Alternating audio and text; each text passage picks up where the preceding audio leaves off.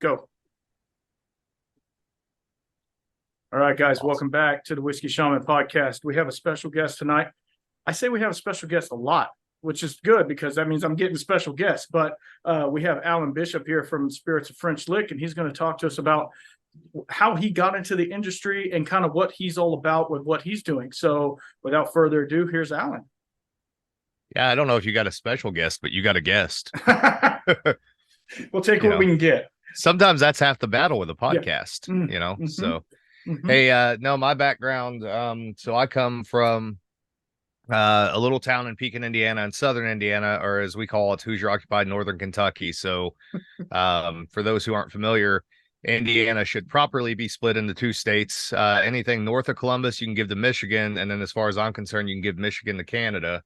So that can all go that direction, and we'll go to the southern side. It's just two different cultures, but it's very, we have a lot more in common with people from both Eastern Kentucky and Central Kentucky than we do with people from the northern part of the state. Nothing against those people, just different cultures. Even culinarily, it's different cultures. But my family's all from Kentucky. They came here in the 1940s, out of Greensburg, Indiana on my dad's side, and out of Clay County, Kentucky in the 1960s from my mom's side. Both sides were somewhat tied into the moonshining tradition. My mom's family I've talked about a few times on different podcasts and stuff, but certain members of her family don't warrant giving any sort of legacy or credit to because they were not necessarily great people. But certainly one of them got ran out of Eastern Kentucky for moonshining, and had been busted so many times for it that at one point in time, the local sheriff basically said, next time we come out here, somebody is not going to jail. One of us will be dead when we leave. So that's how they ended up here. Wow. Nonetheless, my dad's side, and my mom's dad, his side, they were all, involved to some degree or the other, but mostly in tobacco farming and in moonshining on the side. So they bought this little 40-acre farm here in Pekin and started tobacco farming, and much to my grandmother's dismay, moonshining as well. And it was a way to pay property taxes and pay for Christmas, basically. So, sell a non-tax paid product in order to raise money to pay taxes. And then whatever's left, then you can use that for Christmas money. Or if somebody had to go to the doctor or something, and somebody in the family was short on money, that's kind of where it came from. Right. So, and I don't tend to lean real heavily into the moonshine stuff in my family. In fact, we've never ever used it at Copper and Kings or at Spirits of French Lick for marketing in any way, shape, or form because I haven't found it necessary.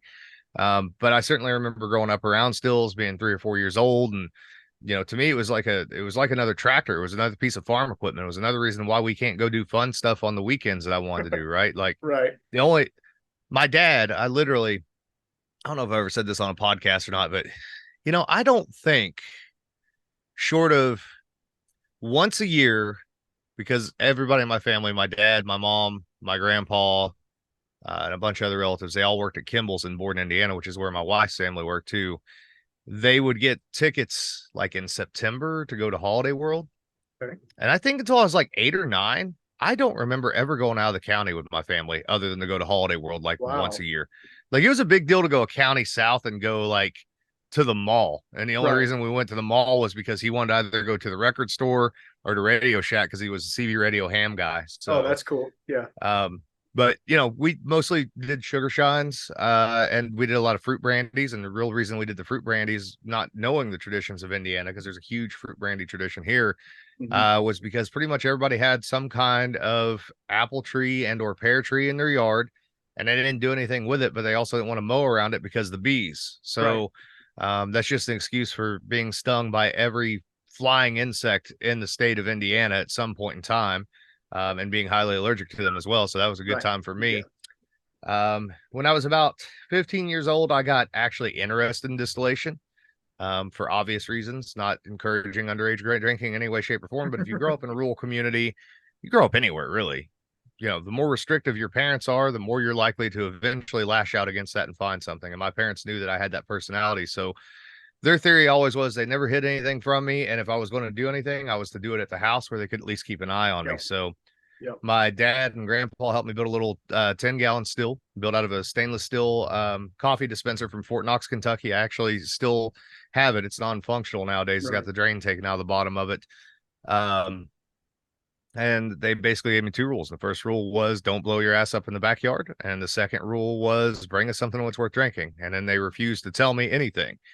So Wow. I, yeah, I mean, literally, like they would not tell me how to do anything. Now I knew, the stuff that I'd helped them do in the past or seen them do, Right. but again, just simple sugar shine stuff, 1 pound of grain per gallon, 1 pound of sugar per gallon. Um, they got a little diverse with that from time to time. It was mostly corn based, but sometimes if they had some rye or, being tobacco farmers, a lot of times we'd have some wheat on hand because we'd use wheat for cover crop in the Oh, okay.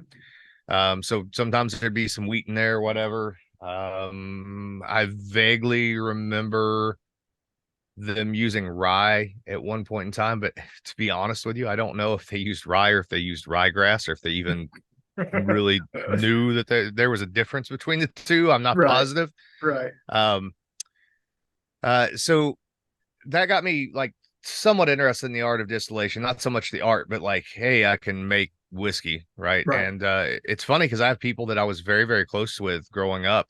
I mean, very close with people that were at the house on a regular basis that they had no idea. Because as being, even 3, 4 years old, like that was a big thing. Like you don't tell anybody about any of this stuff. You Right. keep it quiet and keep it yourself. Then when I was in my 20s, I converted the old tobacco farm over into a produce farm. Not really organic, but we called it ecologically grown. So kind of doing the best you can with what you have. And my real interest was in plant breeding, and I was trying to breed open pollinated, sustainable varieties of vegetables and grains, basically for the wider Ohio Valley. Because here in the Ohio Valley, obviously, we have heat, not like you have heat, but we Right. have crazy humidity, and it Yeah. wipes out, there's all kinds of fungal diseases and everything else. Everything succumbs to something in the Ohio Right. Valley.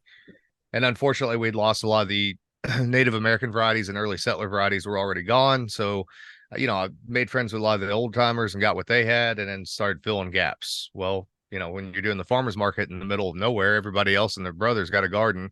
So you can't sell anything. And if you're the first one in Right. the market, you can probably make a little bit of money, but guaranteed somebody else is going to pull up and just start giving away produce.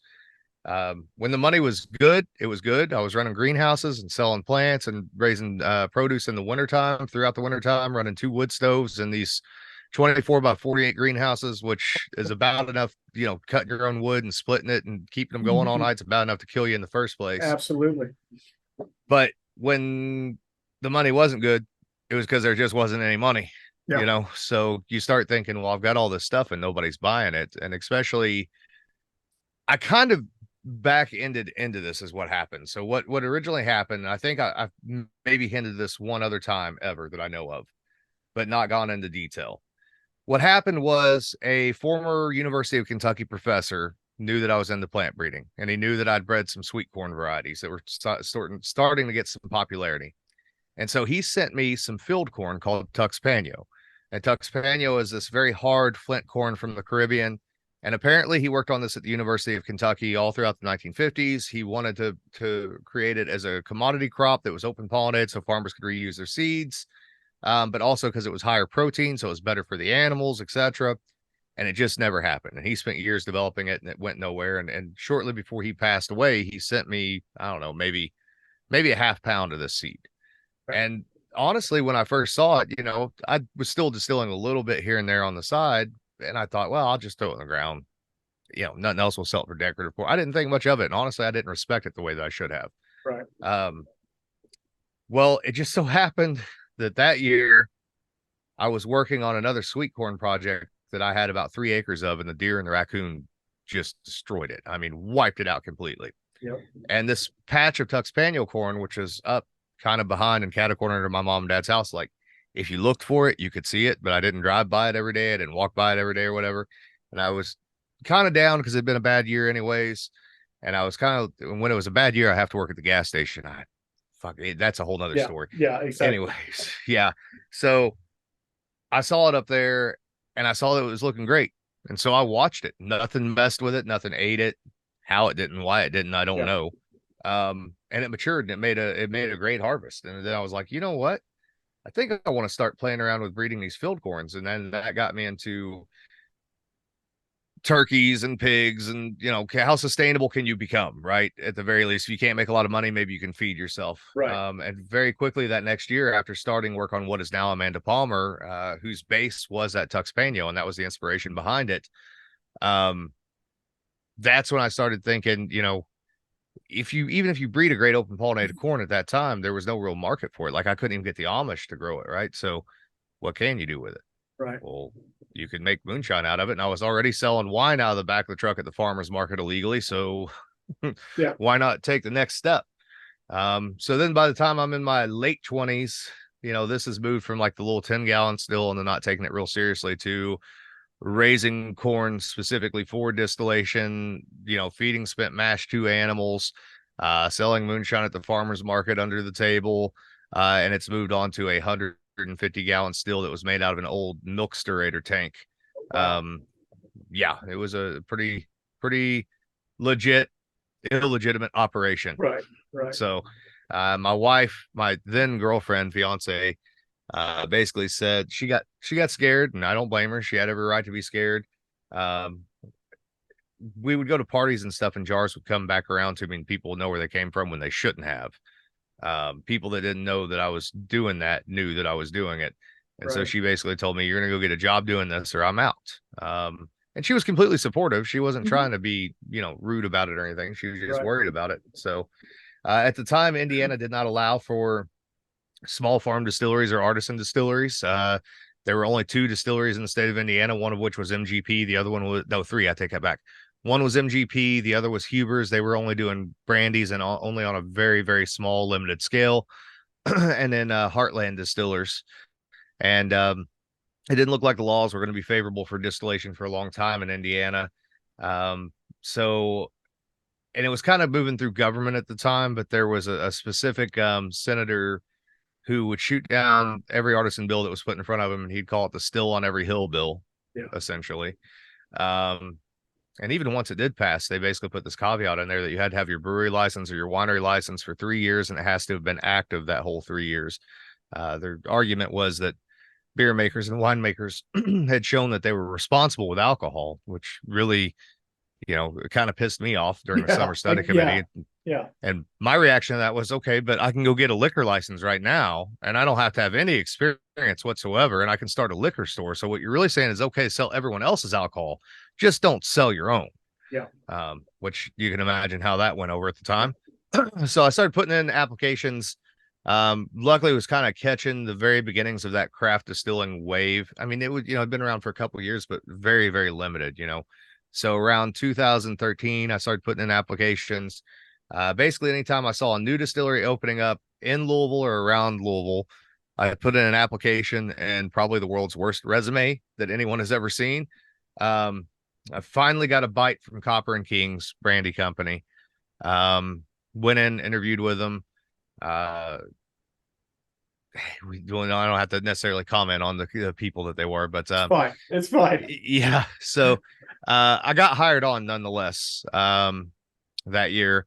And it was my foot in the door. I got hired on, not because they necessarily, I think, thought I was the best person for the job, but because I was certainly the cheapest person they were going to hire. Yes. And then from there, it's just like grab hold of it and run, Yeah. That's crazy.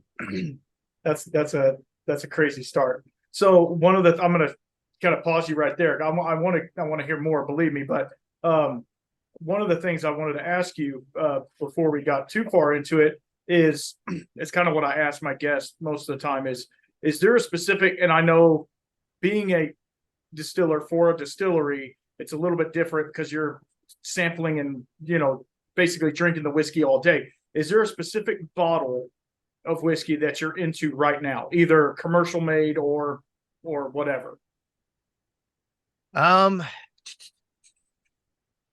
I don't have anything I've been drinking on this week. I always end up falling back into, there's a couple things that I come back around to, and I've gotten very particular about what I drink in a lot of ways just because of being around distilling all the time. And so once you become a distiller, obviously it's very hard to sit down and just enjoy whiskey and not analyze the hell out of it. So I'll give you a couple of things that I really, really like that are just sort of trends that happen in life and they're all whiskeys that I can go to where either I don't have to think about them and I know Okay. exactly what I'm going to get, Yes. or I have to think very hard about them. So Even on better. the don't have to think about it side, my favorite go-to if I just want to drink and get a little buzz and I know that's going to be decent whiskey, not fantastic, but it's always going to be consistent, bottle to bottle, every single time. You know exactly what you're getting. The Sazerac rye. Yep. I love Sazerac rye. It's good. It's good. It is. There's nothing remarkable about it. There's nothing wrong with it. It's just good, simple rye whiskey, right? Yep. And so I like that a lot. The other one that is somewhat unremarkable, but also remarkable in the way that like no one has latched onto this and how they haven't. The hell if I know the way the market is. But Old Granddad Bottled and Bond. Absolutely. Absolutely. I love it. I love yeah, it. yeah. You know, my buddy DJ, he likes he buys Evan Williams Bottled and Bond. There's nothing wrong with it, but to me, Right. it's caramel and vanilla, and it Yep. just blows my head off as like it. I don't know, I can't do it. Super I do- sweet. Super Yeah, I sweet. can do a couple drinks of it, but that's it. Yeah. But Old Granddad has got enough backbone to it and enough spice to it that it reminds you that you're drinking something. Yeah. And again, it's consistent all the time. Yes. Although it will give you a hangover from hell. And then you figure out that OGD stands for oh goddamn oh god. the next morning. Exactly. Exactly. The third one on that particular list would be the younger expressions of Lefroy. And I like those for the same reason I like Old Granddad. Big, bold, heavy, smack you in the face, like unashamed of what it is in any way, shape, or form. And I love that both those brands are rocking basically the same label or same variation on label that they have for 3 or 4 decades now, if not longer. Exactly. They're not trying to get your attention necessarily. They don't have to. They know who they are and what they do and who their drinker is. So right. The other two that I go back to quite often. So I love everything that Iron Root does. Absolutely. Specifically the Harbinger I really, really like. Right. Although the Licorice Boys have caused me to lose more than a day or two of work over the years. Yep. And then Steve Beam from Limestone Branch Distillery was doing these limited 15-gallon barrel runs, single barrels for small accounts, basically. Okay. And they were mash bills that didn't get released in any other format. They got released as 375s from 15-gallon format barrels. Oh, wow. And all of them were fantastic. But the one that was really, really great was one that was a 100% malted rye whiskey. And it's the best rye whiskey I've ever had, short of Leopold's 3-chamber, which I love too. But absolutely. Yeah, neither of those two are going to be for like a normal drinker. You know what I mean? No, it's not bullet rye. It's not bullet rye. Right. Exactly. But unfortunately that program got discontinued. So the problem with that bottle is that every time I get one of them, like it's just gone. Yeah. Like you don't realize that you're drinking as much as you are until it's too late and it's gone and you're sad. Yeah. So, that's awesome. That's kind of I know that's kind of a long list. No, it's perfect because there's, like when I had Jesse from Still It on recently, and he was like, well, I'm really into gin. And I'm like, yeah, no, I get that. But like, is there a specific whiskey? I know he's a Lefroy guy too. And I'm like, is there a special Lefroy that you like to go back to or something? He's all, I don't know. I drink so much all day. Like you're talking about, I drink so much all day that like, I don't really want anything. I just want something I don't have to think about. So right. Yeah. And I asked that. And so now I'm like, should I be asking that? Because like the people that I'm asking it are saying, well, but that was some good answers. So go ahead. Throw another one in here because I don't know if it's still out there. And if it's out there and anybody hears this podcast and you can find a bottle, if I can find a way to get it from you, I'd love to have it. So the other one that was out there that was like my little glimmer of hope of like things that could happen with blended whiskeys in particular was a product that was called Alberta Rye Dark Batch. And it was basically I can't remember the percentages, but more or less half Old Granddad distillate. And then it was more or less half Alberta rye distillate. Okay. And then it was a very small percentage of red wine. Okay. And it was phenomenal. Just absolutely phenomenal. Another one that would lay you out with a hangover really bad. I'm sure. Yeah. But so is that more like the I was talking to another guy, and he said something about the Kansas City style of blending or rectification, where they add it to port and stuff like that. Yep. But there's like 10% of it is that much. Jay Yep. Rieger out of Kansas City, I think, is doing that, and I've been trying to get my hands on a bottle of it because like that'd be cool to just have as a comparison. But yeah, Some if of the it's anything, old school Maryland ryes were like that oh as really? well, and Okay, some of the stuff that was made at the rectifying plants in Illinois, that okay, was one of the things that they did quite often as that's well. cool. That's cool. That's another thing I'll throw in there as a distiller. So, and I'm going to use it. I swear I'm going to use it. I might even trademark it tonight. Who knows? Do it. But Let's do it. why is no one? Everybody says rectified as though it's a horrible thing. And yes, there were horrible rectifiers, but a lot of distillers were rectifiers. Why is no one put the word craft in front of rectifier yet? We have craft distillers. Why is nobody proudly owning craft rectifier? I Yeah, mean, that would be awesome. That would be one of the awesome. one of the issues with Copper and Kings was we bought in low wines from California, right? I'm sorry, you're not a distiller. No. Now we did ferment our own apple brandy. I Okay. don't know that they still do that. But I joked with them many times, you're not a craft distiller, you're a craft rectifier. Own it. Just own it. Just No one cares. It sounds And- cool. and that's one of the things that I've been harping on with, and I'm sorry to all the listeners that I keep harping on this. Is like just be freaking transparent in what you do. Yes. Just tell me what you're doing. I don't give a shit. I'll drink whatever you put out in front of me. Mhm. Just tell me if it's made at MGP. Tell me it's made at MGP. Well, even not even MGP. Indiana, we can pretty much get it unless it's from you guys. But like if it's some, and like with Japanese whiskey, they're horrible about this. And some of the Japanese people are trying, or the culture's trying to have some laws and put some stuff in place. But it's like, if I wanted to drink scotch, I'd go drink scotch. I'm trying to find a Japanese whiskey that's worth a damn. And every time I do, I'm like, this tastes like Glenlivet. Like, what the hell? So anyway, so where we left off, you had just started at Copper and Kings. Mm-hmm. Yeah, so I was there for right around 2 years. Myself and the other distiller there at the time who had no experience in distillation. He was a winemaker, and nothing wrong with that on the fermentation side. He knew what he was doing, and he understood blending to a great degree. But he didn't understand distillation. The consultant that we had at that time, well, he's a great consultant, and he's now a Bourbon Hall of Famer. He had never worked at a pot still distillery, so he had no clue how any of that was supposed to work. Clue. Everything was a constant uphill battle at that facility for me, including just the culture in general. And it is what it is. I knew pretty quickly that it wasn't for me, but laid out the distillation protocols, figured out the boiler, figured out the cooling tower, figured out all the stuff I'd never done before because I basically had to. I didn't have any other choice. Figured out a lot of the blending and that sort of stuff. My babies there were basically the absinthe program.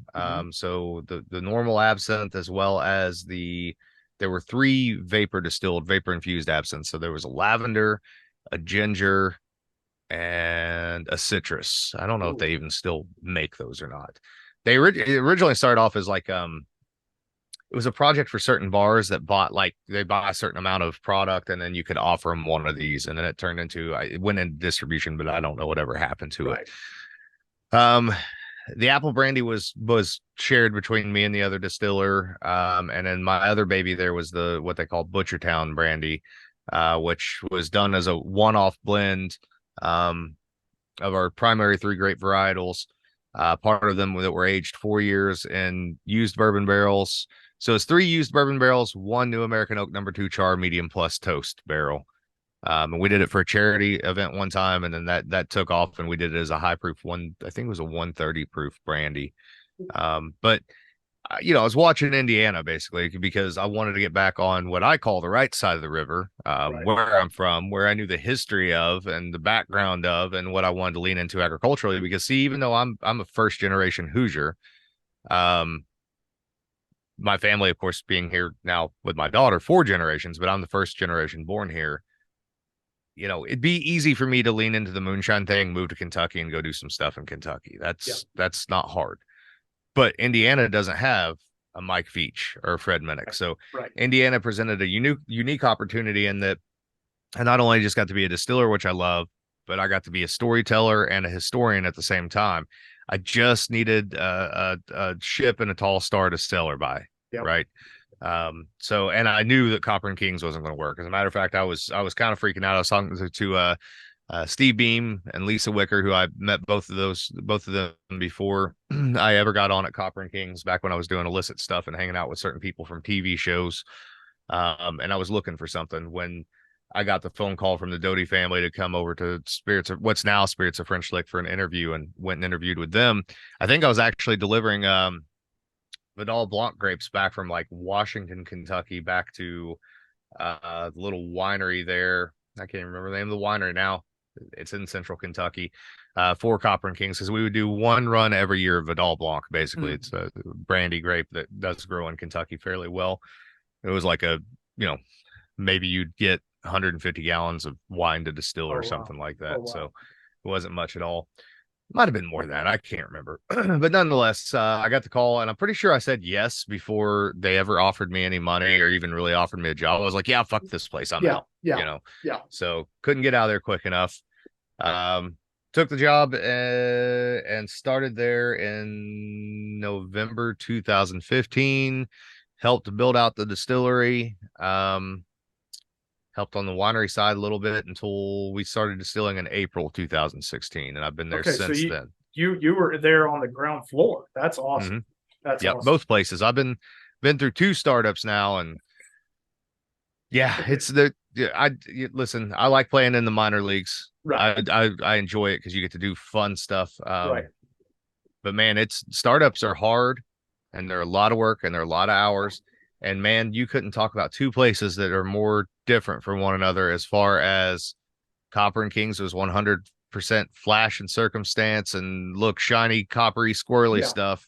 Yeah. And Spirits of French Lick is the exact opposite, and doesn't have the marketing budget. So literally been on both sides of it. Yeah. So yeah. Well, that's crazy. That's crazy. I know as on my dreaded day job, I'm a plumber, and I've done the plumbing here locally on a couple of distilleries, smaller distilleries, and the startup, being there with them as they're, we're turning the boilers on, we're turning all the cooling towers on and stuff like that, like getting them through that process. And one of them I was with all the way through bottling their first product, which was a gin, which was a nice gin. They got a base, from Canada, I think, and then they macerated everything and redistilled it, which great. And it's a super good gin. I'm not big on gin, but it's a super good gin. I was able to see that to fruition from the other side of it, not from laying hands on it, but being there while they're bottling and stuff, it's really cool to see. But I see all of the work that has to go into it. Like, you have to get label approval, you have to get bottle approval, you have to get all of these things that the consumer, when they pick up a glass and they drink it, they're not seeing why that bottle cost what it cost because of all the bullshit that had to go into to get it into that bottle. All the money up front for equipment. And then, so the good thing is you hung out there and you saw how things worked, which informs you towards, as a contractor towards, distilleries and how they work. So that's one of the big problems that I had. One of the huge problems I had. Copper and Kings wasn't so bad because you're in the middle of Louisville, Kentucky. Like, everybody who does anything in distilling, short of the group down around, Frankfort and Lexington. Yeah. Mostly Louisville centric. If I had a problem with a Vendome pot still, those guys were 2 blocks down the road. I'd call them, they'd be there in 5 minutes.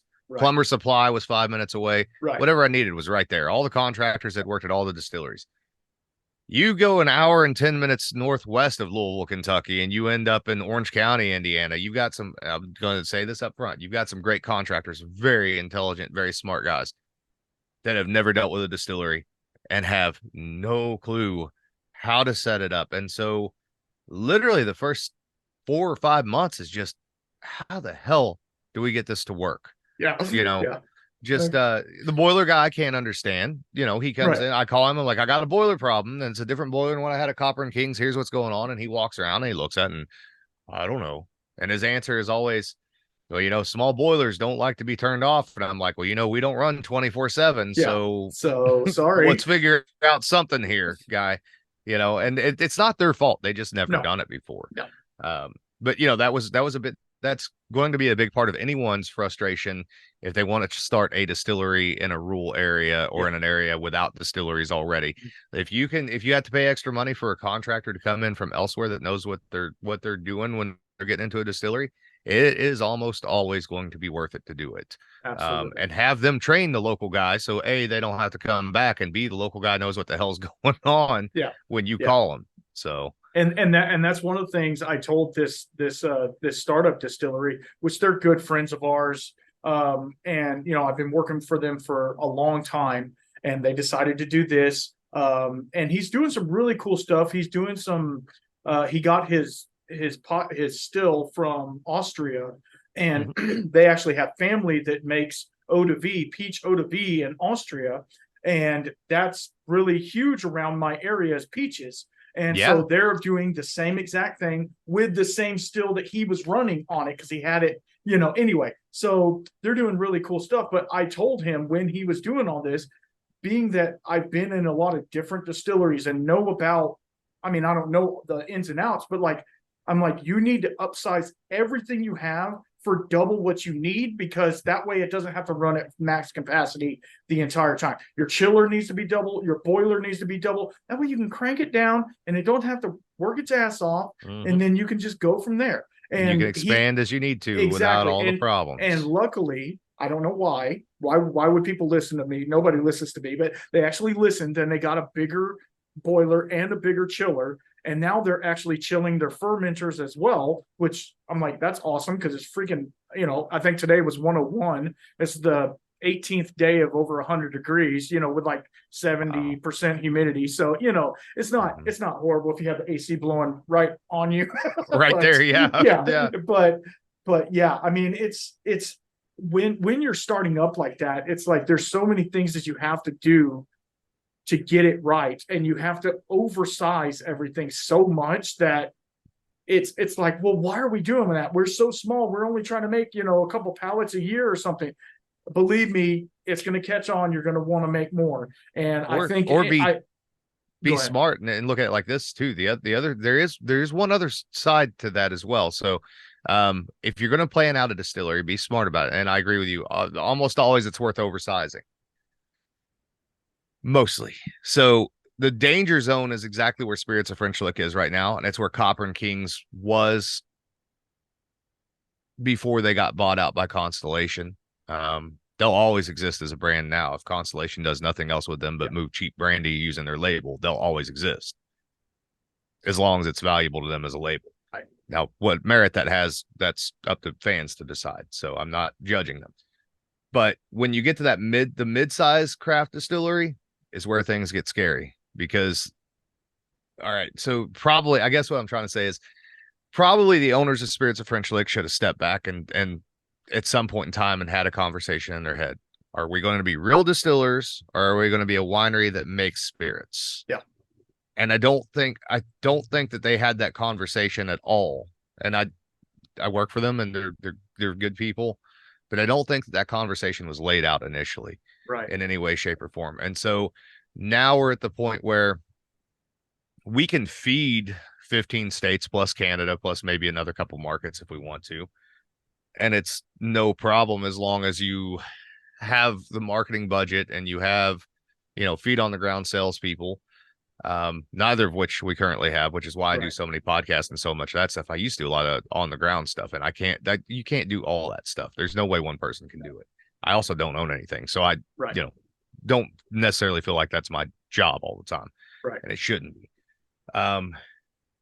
What they probably should have thought about was, instead of starting off at exactly mid-level craft distillery, is either pulling the trigger and getting another couple $1 million loaned to them and going big and hiring a salesman and putting, whatever loan that they needed or whatever, getting that money for a salary for salespeople and a sales team from the get-go, or pulled it back down to a couple 100 gallons and just made some liqueurs and stuff like that to go with their winery. Right. because it makes it much harder. And I think they would all admit this. It makes it much harder to navigate right now where they're at. Like, what's the next move? You're big enough that you can feed those markets, and you can sell some commodity barrels if you want to. Right. And we do have some commodity barrels out there for anyone who's listening that might want some weird mash bills.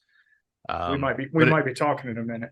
Yeah, it's hard to figure out what their next step should be. And I myself, as the distiller that doesn't own anything, I don't always necessarily feel comfortable telling them what I think the next step should be. Right. Right. Because then I start to become emotionally invested in what that next step should be, and that leads to problems down the road. So, unless you're a vested member in the company, it's kind of not your business. As long as you still get your hours in the day, it's kind of like whatever y'all want to do. Now, if you have a stupid idea, I'm going to tell you it's stupid. Absolutely. I will say that much. So, because I'm the one that's got his face out there everywhere, and so I'm the one that'll I'm the one that, whether it's warranted or not, is getting the phone calls from the distributors when something goes wrong. And that's the thing. Like, most people, and not to throw any shade at all, but like, most people haven't heard of Spirits of French Lick until you started talking about it, and that's, for one, is awesome for you, because you're promoting your own brand, which is great. And they give you the power, and we can talk about this, they give you the ability to kind of make whatever you want. But at the same time, like you said, if they had that marketing budget and could get it out there, like we were talking on another, I guess on the live stream or whatever, that I can't get spirits down here. I can't get Spirits of French Lick down here. It goes to Dallas and it stops, and then I got to get a mule or something to get it down here. Right. I'm hoping. I was talking to Justin Whaley, your apprentice, this morning. They had that benefit for his wife, and I won a bottle, so I'm hoping it's a bottle of Spirits of French Lick.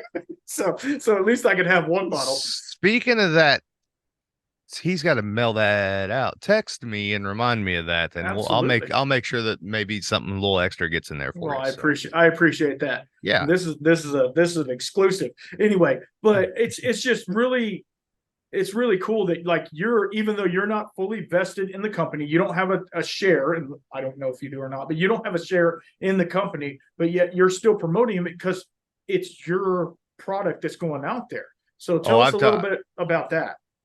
Yeah, so when I first went in there and I saw it, so I always joke with people a couple things here. So the first thing is that it's in an old Kimball's piano factory. It's not anything pretty to look at. We're a production facility, not a tourist facility. We do tours, but it's not set up to be pretty for tours, right? Right. It's a little grungy, it's a little dirty. When I walked into it, and even more so now, I joke with my wife all the time that it's my equivalent of the Black Pearl. It's just dirty enough and just ugly enough and just productive enough to be what I needed at that time, need at this time, etc. Right. The other part of it is, it's funny, like, because I feel like I've done, and I don't feel like I know I've done so much, like, traveling for Spirits of French Lick, and I've done so much podcast stuff, and like, when I hear that somebody doesn't know about Spirits of French Lick, I'm like, how the fuck do you not know? Like, I don't know what else I could do. Like, we've been on Fred Minnick's top 100 for 3 years now, like, and that stepped on the gas, and Steve Coombs has written about us, and Mike Veach, and still you're like, okay. So now my new joke is, like, I figured this out, and part of it is that it's what our market is limited to as well, and we should be further throughout Texas than what we are. I agree with you 1,000,000% on that, and Texas has been a huge supporter of us. Absolutely. So it's like the southern arc of states and up to the East Coast, somewhat into Kentucky, Tennessee. Indiana was the latest adopter we had. I mean, really? In our home state, nobody gave a shit until other states started moving stuff, and then suddenly they cared. And then Canada loves us, which is kind of interesting. Okay. But it starts making you think culturally, like, why are these certain states as interested in what they are? And I think it has a lot to do with the distillation style that I have. I think there's some culinary things and some cultural things that sort of make sense. I don't know, the Canada thing, the only thing I can figure out is either Rush fans or Trailer Park Boys fans, maybe the combination of the two. And I'm completely okay with that. Yeah, absolutely. My joke is, as a distillery, we have a cult following is what we have. And I think myself, even as a distiller, and even on the, the more home distilling centric side with doing, one piece at a time and all that stuff. Yeah. I think that that's what limits my audience size to some degree, and I'm okay with that. We're very much like the Evil Dead of craft distillers. Like you have to have seen it or know someone who's seen it to even know what the hell it is, and then even pretend like you like it. So yeah. That's funny. That's funny that you say that because because I've talked to people multiple times, and actually I don't know if you know this YouTube channel or not. It's Bourbon Night. Put one of Spirits of Friend Slick's whiskeys in their top 60 whiskeys, which was nice. amazing. I did not know that. Yeah, that's cool. I don't know. It Wild Turkey Rare Breed won, but I mean it's a great whiskey, so I understand why. But yeah, I stopped listening to the reviews and all that stuff a couple years ago because once we had a little bit of success, it felt good, and it felt like vindication. And like the first time after you read somebody give you a bad review, whether it's justified or not, like it's just soul crushing. Yeah. So now somebody reviews something, and I'm like, and Fred Minnick used to be the worst about it because Fred loves what we do, but he will bounce back and forth on certain things sometimes. And he would just fuck with me, dude. He'd be like, "Hey, you should watch the thing tonight because I reviewed your such and such." Hey, then he'd be like, "But I'm not going to tell you what I said about it." Ha ha ha ha ha. And just sitting there, and every time Fred knows I feel this way about it too. Every time he'd say something when he's doing a blind tasting, and like he'd give a tasting note that was one of my Spirits of French Lick tasting notes, but he'd say it in like a negative way. I'd be like, before he says the name of the product, I'd be like, "This fucking guy doesn't know what he's talking about," and then it wouldn't be us, and I'd be like, "Oh, okay, okay, yeah, no, you're right there, right, yeah." So it's not healthy to get. You don't want to be in that game. That's no fun, and it's such a subjective. Thing. It is, and I can tell you just in the little bit of work that I've done in the social media area, the trolls latch on so fast, and they want to get on there and they want to defame everything you're saying, and you're like, I'm not even saying that. Like, what the hell are you talking about? And so like it's got to be even worse when you're actually producing a product for somebody that they're taking to their house, and they're actually sitting with a bottle and being like, hey, and that's why when I do reviews on whiskeys and stuff like that, I don't bust balls unless they're not transparent, like we're talking about, unless they're not transparent. I might poke at them a little bit, but even what is that? Blue Note. You know that distillery. Anyway, so they're a Tennessee, Kentucky distillery, kind of doing a thing with another thing, and I said that, and then they tagged me in a post, and they were like, "Oh, thank you, but we don't add E150 to our whiskeys," and I'm like, I didn't say you did. Like, what the? I don't care. Like, I'm just like, neither does any bourbon producer. I'm like, you're not transparent. That's what I'm saying. You're not being transparent. Anyway, it's just really funny. So tell us a little bit about the offerings that you have at Spirits of Friend Slick. I know you're really big into absinthe, and that is something I've been tiptoeing around, and I've talked to I've told the listeners quite a few times about possibly doing a full podcast about absinthe, and I might have to get you back on to kind of push that a little bit. Yeah. But what are y'all making over there? So when I started there, that was a part I forgot to add to the conversation a while ago. The owners at the time were the first generation, so John and Kim Doty, and Kim really wasn't involved other than the financing part of it, and she was involved more heavily on the wine side of it, but she didn't know anything about spirits. And they wanted to do a bunch of liqueurs and a bunch of moonshines and stuff. And I'm like, when I got there and I had the interview with them, I'm like, just tell you right now, that's not going to work for me. And they asked me why. And I said, well, because no one really cares about the moonshine thing. If you're a tourist trap, yeah, you can sell some moonshine. Yeah. Right. And if it's a unique, different, weird moonshine, yeah, you can probably sell some moonshine. Right. The liqueurs thing doesn't make sense. You run a sweet wine winery. Nothing wrong with sweet wine, Kool-Aid wine, whatever you want to call it in the Midwest. You want to sell wine? That's what you're selling, for better or worse. Yeah. But do you want to continue to sell 3 bottles of that wine, sell the same volume that you currently have? Or do you want them to trade those 3 bottles for a bottle of liqueur? I mean, you're taking money from one product and giving it to another one doesn't really make much sense. So Right. said, if you're going to do this and be as close to Louisville as what you are and as close to Kentucky as what you are, and having the history that we have here in Southern Indiana, we should focus on. I laid it out as pillars basically. So there should be 4 pillars to the business as far as products. So bourbon, brandy, botanical spirits, and American whiskeys like rye whiskey and single malt whiskey. Absolutely. And then I followed that up with nothing added post distillation other than water and barrel. So I laid out rules for myself. They were more for myself than for anybody else. And bear in mind that these people knew nothing about distillation, had never messed with it, never brewed. They had made wine, but that's all they'd ever done. And then the other part of it was, trying to explain to them how craft distilling works. It's a lot like soccer. And this is one of the things I learned from Joe Herron at Copper and Kings. In soccer, you have big, slow guys and you have fast, small guys, and you don't have anybody in the middle. And craft distilling and distilling in general is like that. You have big, slow guys and you have small, fast guys. So it becomes a ready, fire, aim mentality. Mm-hmm. So not only were those 4 pillars there, but within those 4 pillars, we shouldn't be afraid to be doing all kinds of weird stuff, because we can find a market for it. And if we don't, we do it in such a small amount that it doesn't matter. Or if it's something really weird like aquavit, which goes through these phases of it catches on for a few months and it drops off and it catches on, it drops off. Who cares? Make a whole bunch at the very beginning. You've got it for years. It's fine. It's not going to go bad. It's not going to hurt anything. It doesn't cost that much to produce. So from there, then it was pick out a name for the distillery. So somebody had jokingly said something about like, oh, you should just call it something generic like Spirits of French Lick. And I'm like, nope, that's it right there, because I can play off the ghost thing. Right. And I can play off of the, not just the spirits in the bottle, but the spirits of the place thing. So now we're naming things after people from the local area. And really leaning directly into the culture. Like whoever made that joke, I can't remember who it was, but thank you for making that joke because it worked perfect. Yeah. So then it was literally just a matter of laying out like the mash bills, figuring out different products and all that stuff. And so I knew the Lee Sinclair was going to be our flagship product at 60% corn, 17 wheat, 13 oats, and 10% caramel malt.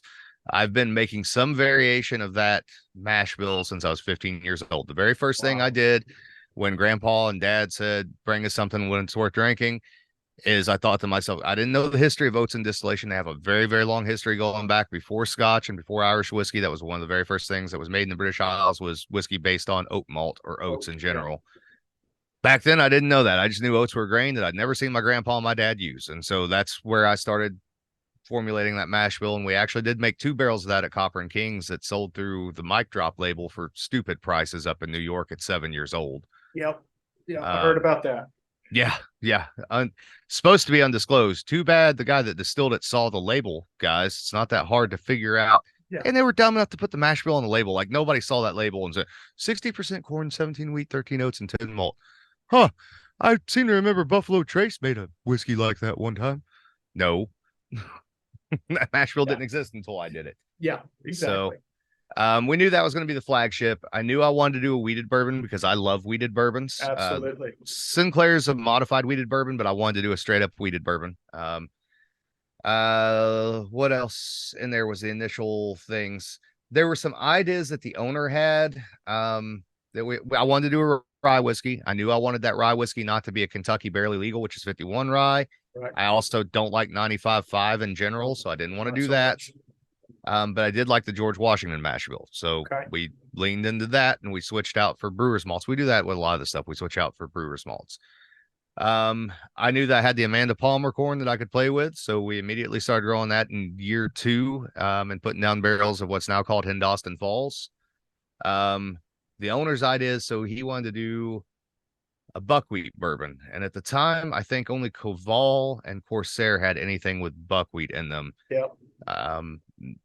Not knocking them, but I wasn't a fan of either of those 2 products. Not great. And to follow that up, I laid out the mash bill for it because he didn't know how to lay out a mash bill. We distilled it and I thought it was trash coming off the still. I still think it's trash. I don't like it out of the barrel either, but it caught on and we sell the shit out of it. Of course, the one thing that I don't like, the bourbon snobs like. That's like the one thing that, like, you get a hardcore bourbon drinker, I can sell them buckwheat bourbon all day long. Right. It's stupid and I hate it.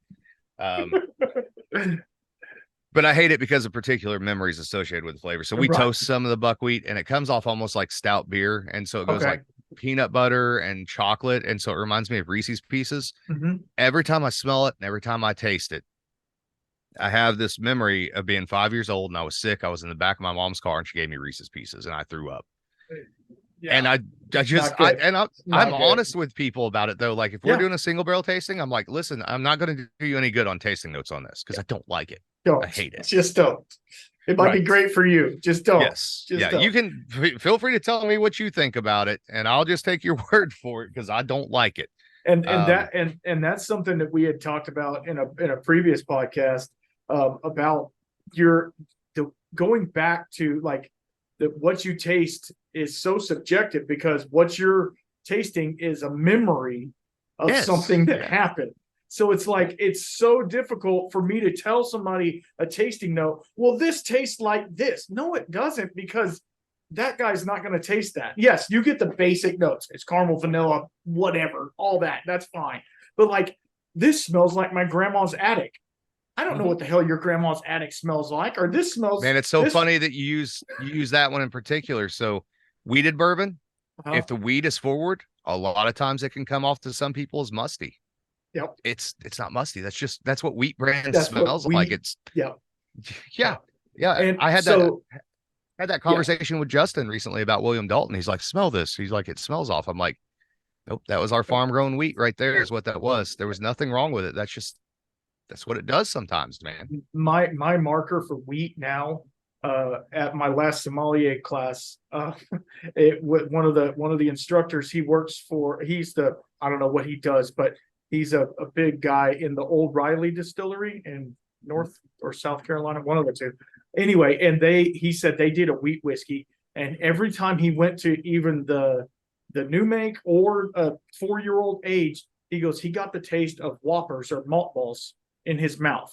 And I was like, when I tried whatever wheated whiskey we were drinking, I was like, oh my God, there it is. You know what I mean? And it just snapped. And now every time I have a wheated, I'm like, yep, which I love. I love those. And so at least it's not a negative thing like the Reese's Pieces, but so yeah, it's funny how that can send you to that. So sorry, we got off on a tangent. Continue. Oh, it's all good. All good. The other idea he wanted to do a multi-grain bourbon, which he should have known that like TTB's never going to sign off on anything called multi-grain because it sounds like a health statement, right? Yeah. It would have been a terrible name. He had a lot of those like just terrible name ideas. I'm like, don't, nope, you're not associating my name. Like, I don't own anything, but I have certain rules and standards that I stick to, and I'll stick up for myself. So that became Lost River, and it was shit. It's 7 grains. Oh my God, Man, that one is incredibly hard. It was incredibly hard to tune that mash bill, and it was incredibly hard to. How do you not make it just taste like mud? You know what I mean? And so we still struggle with that with like a lot of our bourbons, honestly, they show best at 4 years, and then year 5, they're terrible, and then year 6, they're really good. It's a weird thing. Rye whiskey seems to show best at year 2 and year 5 for whatever reason. I haven't figured that out yet. This multigrain, until it's 5 years old, it's not worth looking at. It's not worth touching. It's not worth looking at. So we laid that one out, and we did 2 versions. That one we haven't released yet. One I have set back for hopefully the 10-year anniversary of Spirits of French Lick. And it was the same as the multigrain whiskey, the Lost River, except that instead of using citric acid to sour it, we used malolactic bacteria. So we don't do any sour mashing. We've only done it once for high carotenoid corn in order to get more of the free amino acids out of it. We either sour with malolactic bacteria or with citric acid. So the other one was done with malolactic bacteria, and then it was left at high proof, like 135, and went into 40 or so different used barrels for a Solera system. So, hopefully, like I said, the first release of that will be, during the 10-year anniversary. It's 7 years old now. So, and it's showing fairly nice right now. So, we might sneak a barrel of it out somewhere. We'll see. I don't know. If I do, I'm going to leave it at hazmat. So, absolutely, I would. And then other than that, I'm obsessive about absinthe. but also at that time in the Midwest, and I learned my lesson at Copper and Kings. So at Copper and Kings, we went, absinthe is one of those things that America lost its palate for a very long time because they weren't exposed to it, right? Americans aren't good with, they're still iffy about bitter stuff. Some of them are still iffy about what they perceive as licorice flavor. So at Copper and Kings, we went much more like candy sort of flavor. So we did a lot of star anise, and we did a brandy base, and not just any brandy. We did muscat grape for that, which is very perfumey anyways. Absolutely, yeah. And it worked great, especially because it wasn't like a traditional absinthe, right? Right. It was a little more palatable to, I think, a lot, especially younger people. So we kind of did the same thing at Spirits of French Lick, and that we did a traditional Swiss Blanche is what we did, but we did probably, it's kind of a modification between three different absinthe recipes that I was familiar with. And we kind of pulled it back a little bit to lighten it up some, because I realized at Copper and Kings, one thing that I found funny was people that said they didn't like absinthe because they didn't like licorice also seemed to be the same people I knew for a fact like root beer, because root beer and absinthe have a lot of the same flavor compounds. They do. So when you pull the absinthe back a little bit, it makes it easier from an educational standpoint. If someone's not familiar with absinthe, they want to get to know it and they want to move past that, oh, it tastes like licorice thing, quote unquote. You can drop it into a highball with some root beer. Typically A&W works best. Bargs is okay, but it's a little too spicy a lot of times. And do a root beer float basically with absinthe, or a highball with root beer, or you can do a root beer float. We've done that with ice cream before. I bet that's pretty good too. It is. And so we made it a little lighter style of absinthe to get people involved. Now, if I had that to do over again, I would go full on 100% like traditional, either Swiss Blanche or Northern France style, very, very heavy, but the market wasn't there at that time. Now I think the market has come along to say, you're not ever going to sell a ton of it. Yeah. But you definitely can sell some. And the guys that are in the absinthe are way more snobby than any of the guys that were ever into bourbon have ever been. You're right. And so I'm, guaranteed when I get around to doing something like that, it's going to piss them off, because I've already done some. I did some for Key West Trading Company. I did the Death in the Afternoon, which they seem to be okay with. But there's a purple absinthe coming because I Americanized it by throwing some Peruvian purple corn, maize morado in order to color it purple. There's various other things happening there too.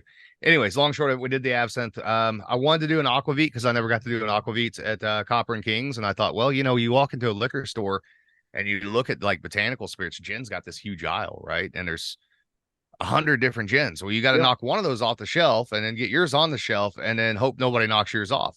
You go into a really nice liquor store, maybe they have 2 aquavits. They can fit an aquavit in down there. And the easy sell for it is French Lick is the home of canned commercial tomato juice. So the Bloody Mary aquavit just made sense. And why we haven't started canning that as a canned cocktail, I don't know, but I'm putting that out into the universe. That needs to happen.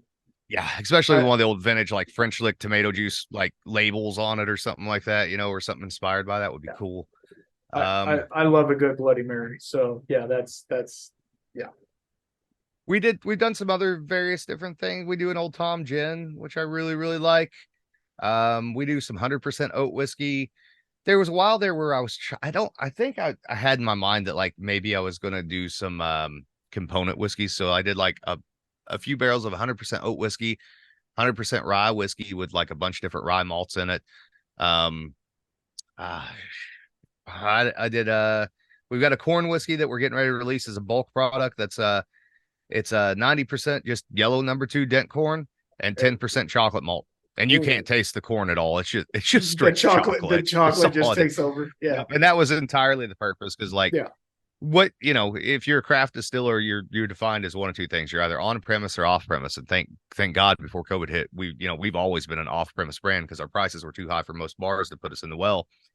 But when we had our sales guy at the time, he's like, you need to come up with something that we can put in the well, something cheap. And I'm like, all right, well, what's a category that you could do that with? Corn whiskey.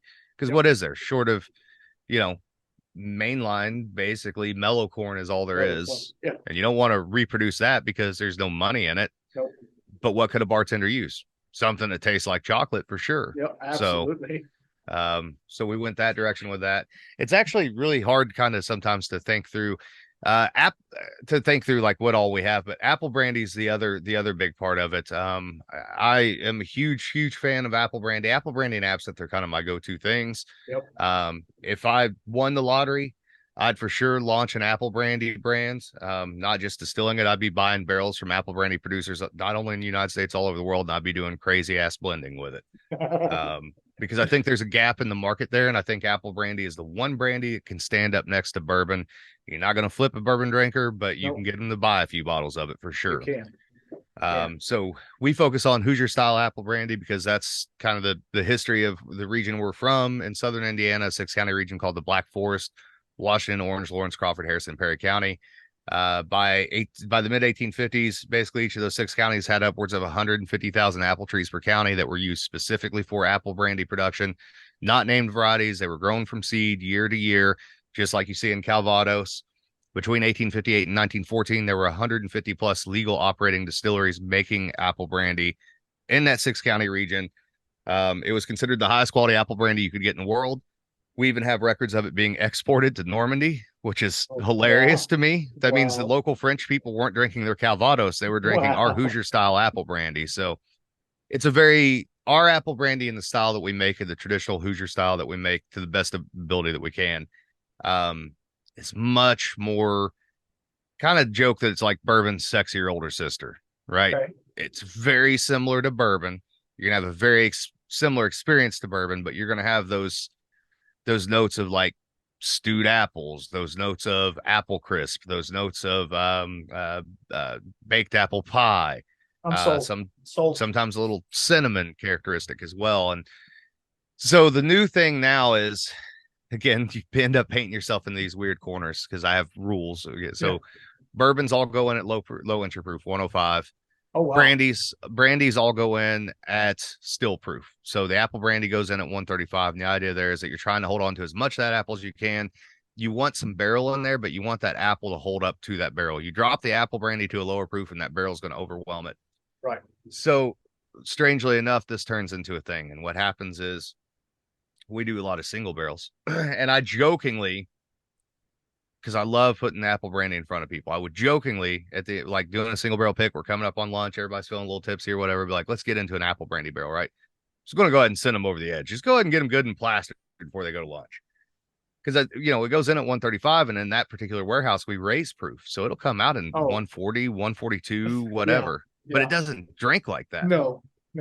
So we have this group in there. I drill this barrel. It was an apple brandy fully matured in a tequila cask. So it had never touched new oak ever, not once. It was a once used French oak red wine barrel that then went to Mexico and had tequila in it, and then came to us and we put apple brandy in it. It was in there for 3 years. We pull it. They decide they like it. They want a half barrel of it, but they want it at hazmat. And I'm like, we just sold a half barrel of hazmat apple brandy. What the hell is that? Like that's not a thing. Yeah. So we sell that and we're like, well, we'll put the other half in our tasting room just as a joke. Cause it was like 141.2 or so. It was way up there. Yeah. It was gone in 48 hours. Shut up. And so now we have this new thing happening where people are buying hazmat apple brandy single barrels from us. And we've probably sold 10 or 11 of them. In fact, I was talking to Fred Minnick the other day. He brought up how much he loves our apple brandy. He may be doing a single barrel pick of hazmat apple brandy, which would totally help make it a thing, like a real thing that people recognize. But and then we do variations on stuff. I do some barrel finishing and stuff. I'm very particular about the barrels that we use. We did one time, I'll admit to this now because they're pretty much gone. We did at one point in time do like 4 gimmick barrels. And what I mean by gimmick barrels is, so when I get a finishing barrel in, I want it empty and I want it dry. The only flavor of what was in there I want before is either whatever aroma was left or whatever little bit of liquid was in the wood. Right?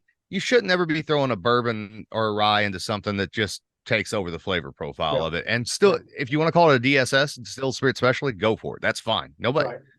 But I see no difference between if you get a red wine barrel and it's got still got 2 gallons of wine in it, and you put whiskey in it. You might as well just went into a new oak barrel and thrown some wine into the barrel. Yep. It's the same difference to me. Yep. So we did do 4 gimmick barrels one time because somebody had them, and it was 2 Curacao barrels, which one of those turned out okay. The other one's whatever. And then we did a a cinnamon vanilla whiskey barrel, Oh, and a God. vanilla barrel. And we sold the shit out of them. Don't get me wrong. They Oh, were easy sells, but I hated them.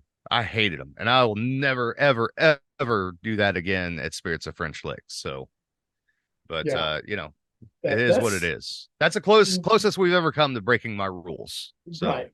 Right. And what's funny is like, people think that when you get like a finished whiskey, that there is some of that port or whatever. And I know there's legalities with all this, and most people don't follow them because if you dump the barrel, if you set it up right and let it sit for a minute, it'll leach out more and you can dump it a little more. But and I think a lot of distilleries, especially some of the Scotch ones with their port and sherry finishes, they like that extra, which is fine because it's going to be sitting in there for 15 years. It's fine. right. But that's one thing that a lot of people don't understand is like sometimes that can take over because I know Garrison Brothers here, which is about 30 minutes away from me, they did a honey finished. And so what they did, instead of filling the barrel with honey, because it had to be a bourbon, right? They took they did something with the honey and they like infused it into the wood. And so like it was a dry barrel, but they infused the honey, like baked it in there or something like that. And I will tell you, I'm not, the listeners will know that I'm not a huge fan of Garrison. It's growing on me. It's a very tannic bourbon. It's very harsh to drink. It's a cowboy bourbon. So, say that for what it is. But they offered it at 40%, and then it was honey finished. So that was nothing but candy. It was just a candied whiskey, which it was fine. I actually bought a bottle for my sister-in-law's wedding. I was like, this will be fun. Everybody could have some, and everybody loved it. And it was great, and it went well. But it's like there's a difference between finishing and rectifying, like we were talking about. Mm-hmm. Absolutely. Yeah. Absolutely. Well, and here's the thing too. So I'm not opposed to doing any of those things. Like you said, as long as they're transparent. I would never do it at Spirits of French Lick. That's not what Spirits of French Lick started out as. That's not what it stands for. That's not what it does. That's not to say that if I didn't work somewhere else, listen, if it were up to me, everything I fucking do would be in the distilled spirit specialty category, man. Right. Everything. Right. Give me just 1 second here. No problem. Sorry. Getting a refill. You got to get a refill. Yeah. Thank you, by the way. Yeah, I like playing in the weird spaces is what I really like to do. And honestly, the bourbon playground is a playground full of bullies, is what it is. I'm not trying to be mean. I'm not. And listen, I am thankful for all the fans that we have and all the support that we have. I'm bored with bourbon, tired of it, tired of hearing about it, tired of talking about it, tired of every time you turn around, there's a new great big giant megalith distillery coming and nobody thinks that bubble is going to burst. You're wrong. It has happened in the past. It happened with the Whiskey Trust. Yep. It's going to happen again. They're either going to buy you out to put you out of business for less than what you're worth, or they're going to run you out of the market when they can't sell it into these foreign markets that do not have the population growth to continue it. There is not the population growth in Asia anywhere short of India to continue the growth pattern that they have planned for. And how no one sitting in a CEO's chair has sat back and been like, why are we putting in X amount of warehouses a year? Why are we making X amount of barrels a year? It's stupid. And listen, it won't happen this time the way it did last time. We're not going to go into prohibition, although there is a growing temperance movement. If no one has noticed, it's out there. Yep. What you're going to see is the distilleries that can do well now are not going to be those danger zone Spirits of French Lick areas. Right. They're going to be, and they're not going to be the huge new Bardstown bourbons. They're established enough. They're going to be okay. It's going to be the small craft distillers that can be edgy, that can be regional, and that can create cult followings where people have to travel to them and or it has to be shipped to them. Yep. That do the weird stuff. Because listen, 10 years ago, people told, well, not even that, 8 years ago when I left Copper and Kings, the last thing Joe Herron said to me is, none of this cool stuff happened in Indiana. It all happened in fucking Kentucky, and nobody cares about donkey shit whiskey in the first place. I have no problem quoting him fucking saying that. and nobody's going to care about your weird bourbon mash bills. I made him care about those weird bourbon mash bills, and it did just fine. So Right. to this day, he can still, go fuck himself for whatever Yep. that's worth. Yep. And I would say it to Absolutely. his face, and he knows it. So, I, there's room for those things. You just have to be able to educate people, and you have to be able to put it in front of them in an interesting way. And the one thing that still has not happened with whiskey yet, we have it in certain places. Iron Root Republic is on the edge of it. I think with my style of distillation, I'm on the edge of it. No one has yet mastered the farmer's market plan. And what I mean by that is playing into the true culinary heritage of the place where your distillery is at. Yep. That's the next step. Yep. That's the next step. And big guys can't do that. So. And I will tell you, the last podcast I did was with a guy, and he's all about American single malt. And I feel, and we talked about that American single malt is now, it's never going to replace bourbon, because bourbon is obviously America's whiskey, and that's fine. But American single malt and all these, I say craft, they're huge distilleries like Stranahan's and Chalnua and all those, Westland and all those. They're making some amazing product. They're not using as much wood because they're using used oak. All of the things that they're doing, they're using malt varieties. They're geeking out on yeast, which, that's something you and I are all about. They're doing all the nerdy stuff, but yet they're producing awesome product at the same time. And so, and if they can create something, and I'm going to say this again, and my listeners are probably going to be pissed, but, like Andalusia out of Blanco, Texas, they're creating a post oak, mesquite, and applewood smoked whiskey that will rival any Islay Scotch. Yeah. I'm sorry. It will. And it's 3 years old, and they put it in new oak. So that's the only thing that they do that's a little bit different. But like, to me, I take that. I mean, of course, I still love some Octomore, and I love all those, funky ones. But like, supporting local craft and Jim Beam, Jack Daniels, they have their place. They're going to be there for 100 years, hopefully without, issue.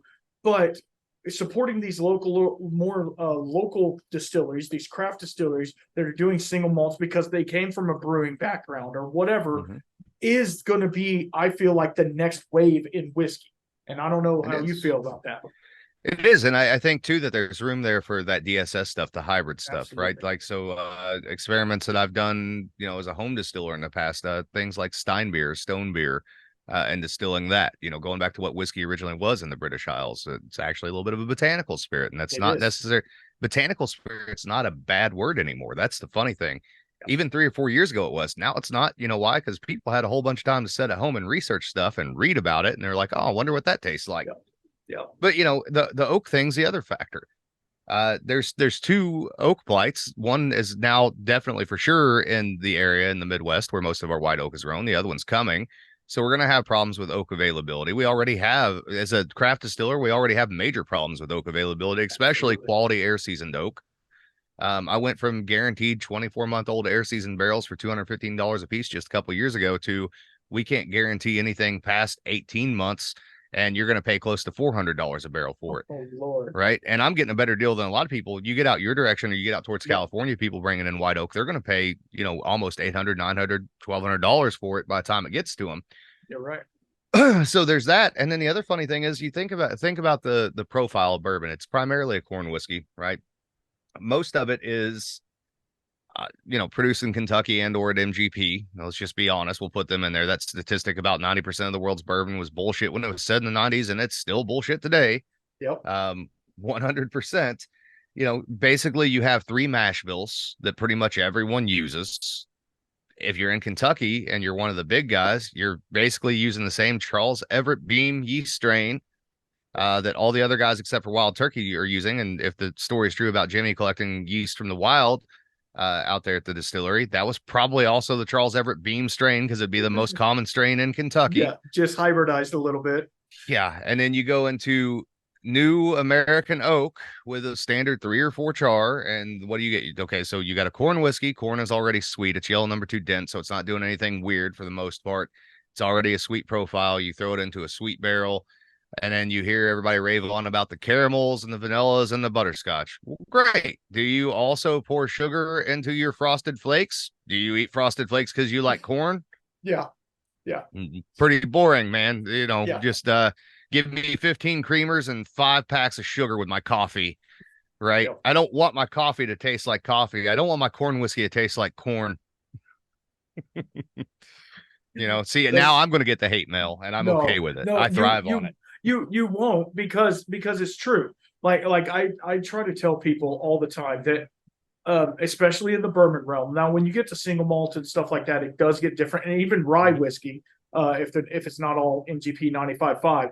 But bourbon, the bandwidth on bourbon is so small. You're going to get a 10 to 15% differential per distillery, whatever. Right. Whereas Scotch, I mean, good Lord, it can go, or a single malt, it can go a lot broader because of the things they're doing to it, the amount, what they're doing to the malt, and what they're doing, post distillation and stuff like that. So, yeah, I don't know, I feel like with bourbon, that's my problem too. Is like, I feel like I already kicked the ball way over there, and it's at the fence. I don't see anything else necessarily, not anything, because there's going to be things I find. Don't get me wrong.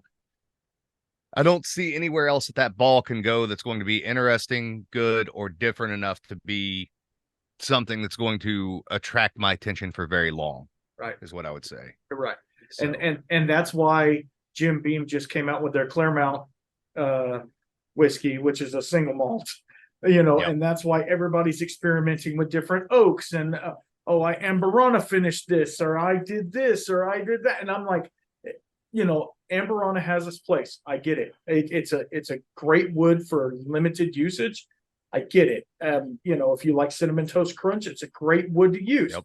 But at the same time, it's like not everything has to be finished in it, so no. And that's the other part of it too. Like and I think you and I've talked to Amberana in the past. It can go deer urine real quick. Yes. Now, the cool thing about it is you can use it a million freaking times, and as it goes, it gets a little bit better. But people were traditionally that was used as a cachaça, not even an aging wood. It was used as an infusion wood. Right. So why aren't people using it the right way? And what I mean by the right way, it's not a right way. It's preference. It's preferential. So if you want to use an Amberana barrel, go for it. I'm not going to do it. We have some Amberana influence stuff, but that's all it is. It's influenced, because what we do is we use the cubes and or the chips. Okay. I've got a rye whiskey right now that's a tribute to my buddy Mike Stallings, who passed away, that I'm hoping to get out in the near future. And what we did is we took a 5-year-old Solomon Scott rye, we dumped it into a stainless steel barrel, we put some Amberana chips on it for a couple weeks. The Amberana went fairly strong on it. I pulled it out. I put it back into a charred number 2 New American Oak barrel to pull that Amberana back a little bit and let the rye come back to the forefront. But more importantly, why don't you see it with other spirits, for example? So I've got some barrel aged absinthe. We take absinthe and put it in a New American Oak barrel and put it out as at a 106 or 108 proof. I can't remember, more as a after dinner whiskey alternative. But I took some of that out of the barrels and put it into stainless steel and put some Amberana on it, just enough to give a little bit of Amberana to it. For clear spirits, man, home distillers should be playing with that shit like crazy, especially if you're playing with weird grains and stuff.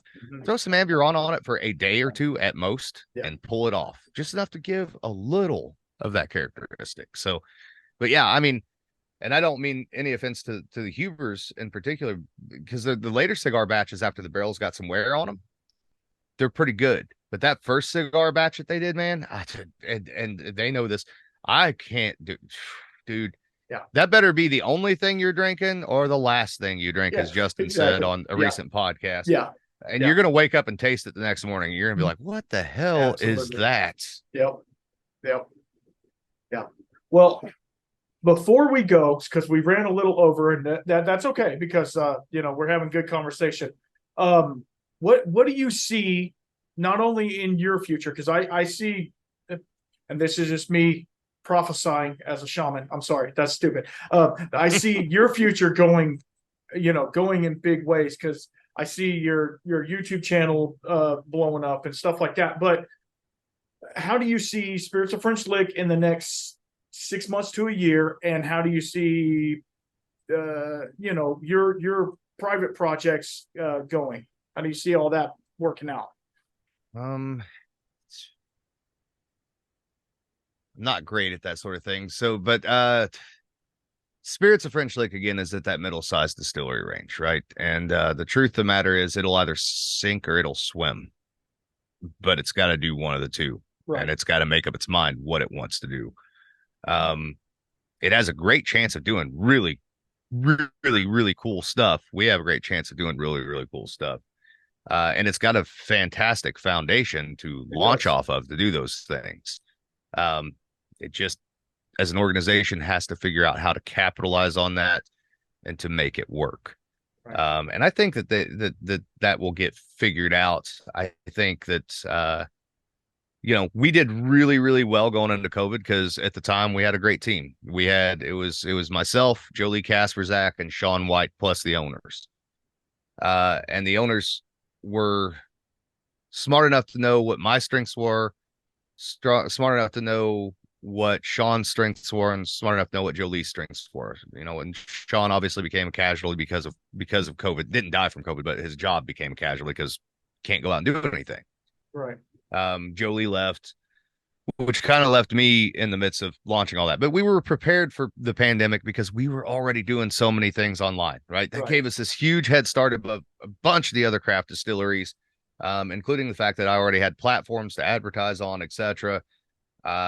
So now coming back out of that COVID world, got to get some boots on the ground and get people out there and start pushing stuff. So, and I say all these things to you because, if they listen to it, they know how I feel about that. Absolutely. And they have to know within themselves that that's the absolute truth. As far as for myself, so obviously going to keep hammering away at, One Piece at a Time Distilling Institute. If you have Ghosts, You Have Everything podcast that you were on, because I love doing that stuff. Keep hammering away at hopefully one of these days seeing some form of legalization for home distillation, because if you want, the only thing we make in the United States anymore is whiskey or distilled spirits. And you want a next generation of distillers that knows what they're doing. Sorry, college grads from wherever you're coming from with your chemistry degree, but you don't know what the hell you're doing when you get in a distillery 99% of the time, and you're full of shit the other 1% of the time. And I don't mean that offensively. I've only met one of those guys, and that's Jerry Dalton, that knew what he was doing. Right. And he had some help there, obviously, from the beams, etc. Right. But if you really want to encourage people to get into this line of business, then you got to give them a way to learn. And the way to learn is to learn it the hard way at home. So I'll keep working on that. As far as professionally, obviously, I always joke. It's like the line in The Dark Knight with the Joker. I'm like a dog chasing cars. I wouldn't know what to do with it if I caught it. I just do stuff. Yeah. I just do stuff, and I will continue to just do stuff no matter what I do. And hopefully those things will continue to be at least moderately successful enough to keep me in a paycheck, and keep the attention on it. I've had a lot of great opportunities in the past few years that have been offered to me from big distilleries, and I've passed on all of them. One, because I have a big mouth, and two, because I don't want to play for a major league team. Right. I don't see it as being fun. I don't see it as being passionate. Yeah, it's a lot of money to stand there and monitor things or push buttons and make the same 3 mash bills. I don't want to do it. I'm a craft distilling guy. I'm a pot still guy. More than pot still, I'm a batch still guy. Oh, that's, give me pot stills or give me a million modifications to pot stills, and I'm happy. I can do cool stuff with that. Right. So that's my playground, and that's what I'll continue to do. So that's awesome. And you're also, I noticed on one of the last, If You Have Ghosts, you're really into music, and you and I have very similar musical tastes. 9 Inch Nails, Typo Negative, stuff like that. Oh yeah. So it's really interesting. And in the last one you recently did, you were actually playing music in the background, and I thought that was really cool. Is that something you want to maybe not put out to the public, but is that something you want to work on more in the future? As you can see, I got my little guitar sitting over here in the corner. I'm a picker, but I don't pick it up as much as I should, but I started out playing bass in high school, and just we were too busy banging heads and smoking weed, so it was like it never went anywhere. But I've always been musically driven, and I think that's really cool that you can kind of put that into the distilling side as well. So is that something you want to maybe see move forward a little bit? Yeah, I in a different life, somewhere between the ages of 16 and 22, there was a time there where I was kind of a semi-professional musician for a while, and I did enjoy music until I got burnt out on it because of it doesn't matter, but it's fine. Certain person kind of burnt me out on that. And I didn't play for years until Mike Stallings kind of inspired me to start doing it again. And so I'm gonna keep playing with doing a original little pieces for If You Have Ghosts, You Have Everything, because that was a lot of fun. I actually recorded a couple more of those the other night. It's awesome. It's awesome. They're weird, and they're clunky, and you can hear it. I didn't trim my guitar strings, and I don't want to. I would like all the little sound artifacts. I think it's awesome. Yeah. So I'm gonna keep doing that, and I think it works well in a format for If You Have Ghosts, You Have Everything. I have toyed around with the idea. I have a friend who's he runs a podcast called The Metal Forge. I grew up with him, Mark Jackson. He and I were in several different bands, and he's in a fairly prominent heavy band in Louisville called Overload, and they've toured several different places. But he has a friend who owns a record label that presses records, like actual vinyls. And we're toying around with the idea of even doing some limited edition, If You Have Ghosts, You Have Everything vinyls, where it might be a 45 with a story with one song backing on one side and a story on the other with another song backing, or maybe even bringing in other musicians to do some of those as well. And then they don't ever get released digitally. And maybe there's only 15 copies made. I don't know. It doesn't matter. It's just fun. It's an outlet. Absolutely. It's anywhere where distillation, history, agriculture, music, and spirituality come together. That's my place. So I knew that one was coming. And that's where we share a lot of similarities in that, is that distilling and all of that and whiskey making and stuff is a very spiritual endeavor. And you put that to the forefront, and you make sure that it's done in a way that's not only like you say, representative of you, but representative of the spirit and spirits of French. You're representing a particular person, like the Lee Sinclair and all that. You're representing that person, and you want to do it justice. And so that I really applaud you for that, because that's pretty cool. Thank you. Well, that's the sacred and profane part of it. So here's the sacred and profane and the rub that comes with it. So the sacred's the easy part. That's the part we just talked about, those things that we're really into. This is all alchemy for me. It's all spiritual. It's all jokingly tongue-in-cheek necromancy, bringing back stories from the past, people that, nobody in New Orleans had ever heard of Maddie Gladden until we put her on a bottle, and now they all know the story. Yeah. The profane is that you can take it way too seriously, like a lot of these guys do, and not realize that we're not curing cancer. We're making fucking whiskey. It's supposed to be fun. Yeah. So absolutely. Absolutely. That's the sacred and profane. So tell Kim we're done. So will do. But yeah, no, I really appreciate you coming on here. And if you'll stick on for a second, I want to talk to you about a couple of things. But yeah, I really appreciate everybody listening. And why don't you tell everybody all your links and stuff like that, so they can find you, and I'll try and put them in the description below as well. I got to put on the radio voice first. Hold on. Oh, please do. All right. So you can check me out at thealchemistcabinet.com. I'm also on social media. I don't know any of my social media usernames because I'm the most unprofessional distiller in the world. You can also check me out at spiritsofFrenchlick.com. If You Have Ghosts, You Have Everything podcast, wherever you get your podcast, Distillers Talk podcast, wherever you get your podcast. One Piece at a Time, Sacred and Profane podcast on Spotify, and the One Piece at a Time Distilling Institute on YouTube. That's a lot. That's a lot, bro. You need to. It really is. No wonder you're drinking coffee. You need to stay awake. Shit. I need a button on my soundboard where I can just record that, and then just every time somebody absolutely, asks, absolutely, there it is. All right, guys. Well, until next time, keep your spirits up.